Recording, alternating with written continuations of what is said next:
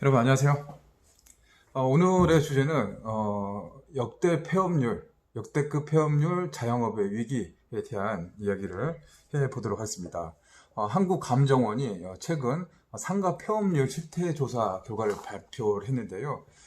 상가 공식률이 통계를 작성한 이후로 가장 최대치 한 11.5%라고 합니다. 이게 조사인데 사실은 이 조사 통계에 집계되지 않은 상가들 여러분들 주변에 보시면 상가, 폐업, 임대 나왔던 것들 아마 뭐 전국 어느 지역이나 가나 공통된 현상들이 나타날 건데요. 이런 폐업이나 공실들이 많이 나타난다는 것은 이 사업을 포기하거나 또 매물로 내놓은 자영업자 수가 그만큼 늘어난다는 것을 반증을 하고 있는데요. 오늘 저는 광주의 생활정보 시장 중에서 가장 많은 부수를 발행하고 있는 사랑방 신문, 생활정보신문의 이 상가, 건물주, 임대, 그런 현황을 좀 분석을 해봤습니다. 이 내용이 되게 많아요. 이렇게 요즘 뭐 하다 보니까 많아서 제가 이제 아침에 이렇게 조사를 쭉 했더니 뭐 엄청나더라고요. 네, 그래서 그런 내용들을 여러분들에게 뭐 브리핑 겸 뭐 제가 본 내용들 신문을 통해서 본 내용들이니까 그런 부분들을 여러분들께 소개를 해드릴 테니까요. 여러분 한번 참고를 하시고 지금 현재 뭐 자영업을 하고 계신 분도 계실 거고 또 직장을 다니시면서 또 창업의 꿈을 꾸시는 분들도 또 많이 계실 거라는 생각이 듭니다. 그래서 이게 한번 현재의 상황들 한번 보시고 지금 뭐 전체적인 내용은 다 힘들고 어렵다. 예. 이게 뭐 실제로 뭐 출처라든가 통계에서 반영을 하고 있고요. 기존에 지금 영업을 하신 분들이 가게가 어려워지거나 또 기타 사정이 생기면 이제 가게를 내놓는데 가장 쉽게 내놓는 방법 중에 하나가 근처에 있는 부동산 중개사무소를 찾아갑니다. 예, 공인중개사 선생님 찾아가서 말씀드리죠. 가게를 매물로 내놓는데 이게 또 금매로 내놓는 경우도 있습니다. 권리금이라든가 시비, 권리금 다 줄여가지고 금매로 내는 경우 있죠. 뭐 사정은 여러 가지 사정이 있겠죠. 그런 물건들 그리고 또 영업을 하고 있지만 장사가 잘 되는 것처럼 보이는 매장이지만 사실은 임대를 내놓고 매물로 내놓고 장사를 하는 그런 사례들도 굉장히 많이 눈에 띕니다. 최근 뭐 경기가 어렵다고 하죠. 불경기고 소비 심리도 많이 위축되다 보니까 인기 상권도 임대 공실이 많이 돼 있습니다. 서울도 뭐 굉장히 또 유명한 상권이라든가 핫플레이스로 알려진 것도 불과 1, 2년을 채 버티지 못하고 매물로 나오고 또 폐업이 되는 그런 경우들도 많이 있는데요. 그런 현상을 저는 지금 광주에 있으니까 광주의 사례 위주로 말씀을 드리겠습니다. 안타깝게도 광주는 개인 자영업 폐업률이 뭐 전국 1위 달할 정도로 많이 좀 열악한데요. 일단 광주의 경제 분석을 한번 해보도록 하겠습니다. 광주 인구는 145만 명입니다. 145만 명. 제가 10년 전에도 145만 명 이쪽 수준에서 왔다 갔다 했었는데 지금도 145만 명. 이 더 늘어나진 않습니다. 줄면 줄었지 더 늘어가진 않는데 그래도 광역시답게 그 수준을 유지를 하고 있습니다. 그렇다면 광주를 이제 먹여 살리는 일자리, 산업 구조들이 굉장히 중요하죠. 돈을 벌어야지 인풋이 있어야지 아웃풋, 또 소비도 하고 뭐 상권에 가서 이렇게 돈을 쓸 건데요. 그런 것들이 뭐가 있냐면 광주의 이제 대표 산업, 뭐 주력 산업이라고 할 수 있는 부분 가장 큰 게 자동차가 있습니다. 그다음에 두 번째는 삼성전자를 중심으로 하는 전자산업, 세 번째는 광산업, 네 번째는 문화 콘텐츠 산업이 있습니다. 자, 1, 2, 3, 4 지금 이렇게 이야기를 하고 있는데 지금 이런 것들이 지금 조금 힘들죠. 우리나라가 뭐 수출, 뭐 내수 성장보다는 수출 위주로 하고 있는데 한국은행이 발표한 통계 자료들이라든가 금융기관이 말하는 통계 자료를 보면 경제 성장 수치들이 처음에 2.9%로 시작했다가 2.8, 2.6, 2.5 지금 계속 떨어져서 올해가 한 2.0. 예. 내년에는 좀 더 좀 비관적이죠. 뭐 2.0 초반대 이렇게 되고 있는데 계속 이제 수출이 이렇게 좀 줄어드는 상황에서 여기서 판매되는 뭐 우리 제품들, 제조업의 일자리들도 이게 좀 정체되거나 이게 좀 감소를 하고 있습니다.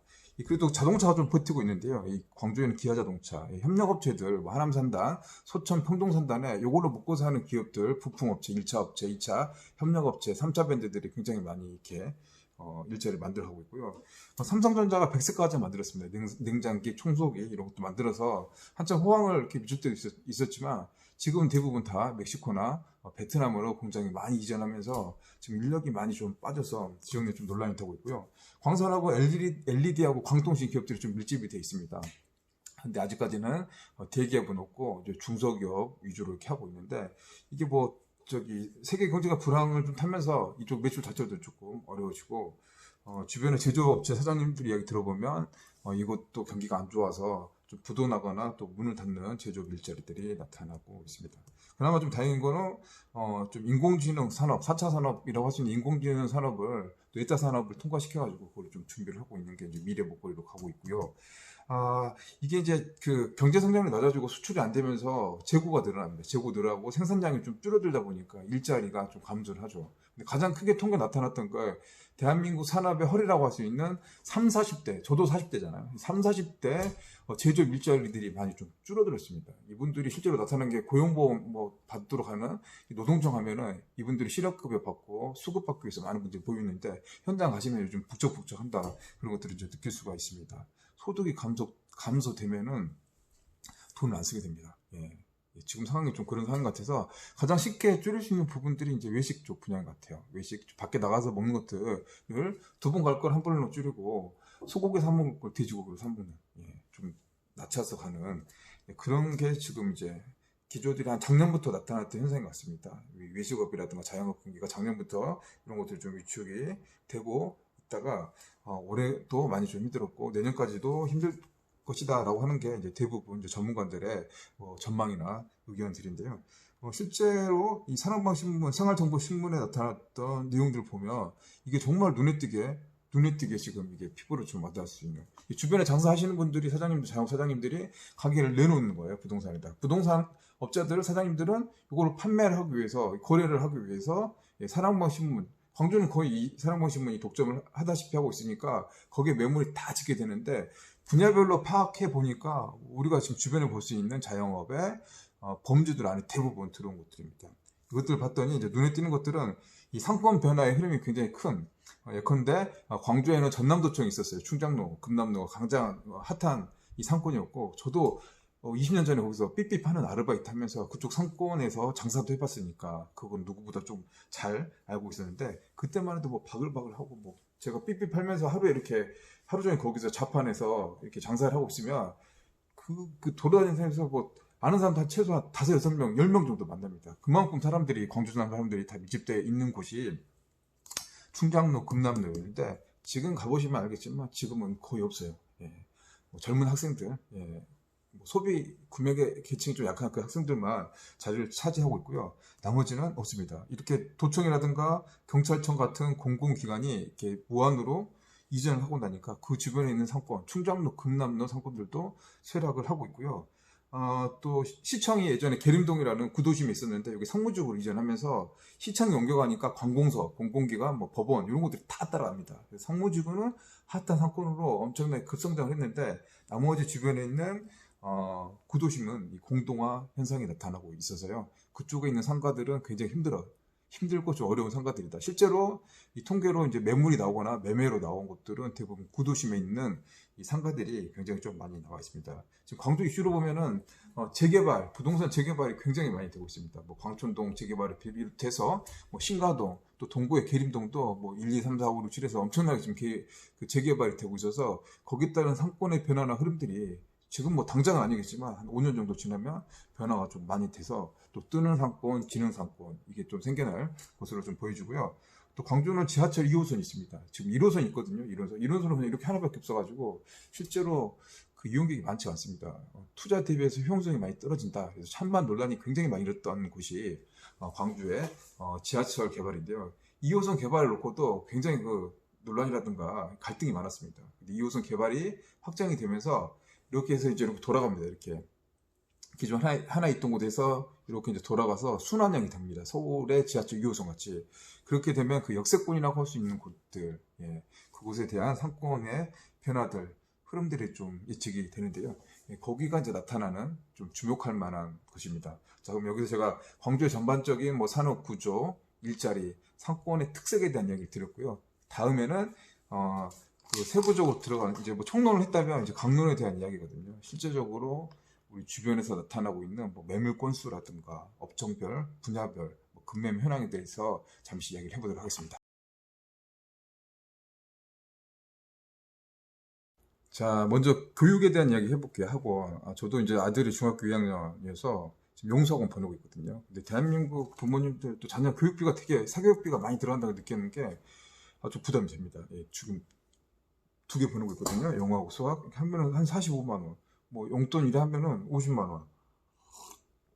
서울이라든가 이렇게 좀 하는 데 더 보내면 더 비싸겠죠. 근데 이제 요거에 대해 지금 학원 매물들이 좀 많이 나오는 게 한 40여 건 정도 매물이 나왔습니다.